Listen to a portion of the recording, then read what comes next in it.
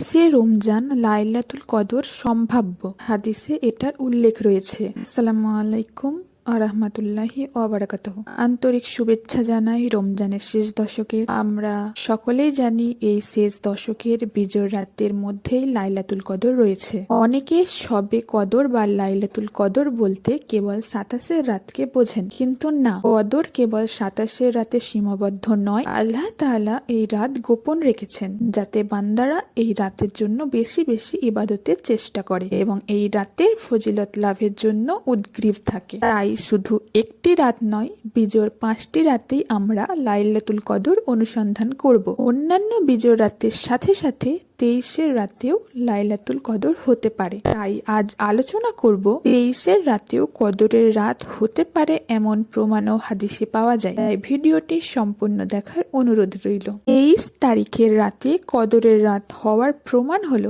রাসূল সাল্লাল্লাহু আলাইহি ওয়াসাল্লাম শেষ দশকের পুরো সময় ইতিকাফ করতেন, যাতে কদরের রাতের ইবাদতের সুযোগ হাতছাড়া না হয়ে যায়। শেষ দশকের বিজয়ের রাতে লাইলাতুল কদর হওয়ার সম্ভাবনা থাকায় 23 তারিখও তার একটি সম্ভাব্য তারিখ। তবে 21-এর রাত ও 23-এর রাতে লাইলাতুল কদর হয়েছে এই প্রমাণও পাওয়া যায়। হযরত আবু সাঈদ রাদিয়াল্লাহু তাআলা আনহু বলেন, রাসূল সাল্লাল্লাহু আলাইহি ওয়াসাল্লাম আমাকে বলেছেন, আমি কদর রাত এক বেজর রাতে দেখেছি, আর সেই রাত ছিল 21শে রমজান। আরেকটি হাদিসে 23শে রমজান রাতের প্রসঙ্গ উঠে আসে। রাসূল সাল্লাল্লাহু আলাইহি ওয়াসাল্লাম 23তম রাতে কাদা ও পানিতে সিজদা করেছিলেন। সুতরাং আল্লাহ তাআলা চাইছেন আমরা শেষ পর্যন্ত লাইলাতুল কদরের সন্ধানে থাকি। এটি আমাদের জন্য এক মহা সুযোগ যেন আমরা বেশি বেশি ইবাদত করে আল্লাহর রহমত লাভ করি। এজন্য সর্বদা প্রস্তুত থাকতে হবে। আল্লাহ তাআলা আমাদের সঠিক সময়ে তাহার রহমতের ভাগী বানান,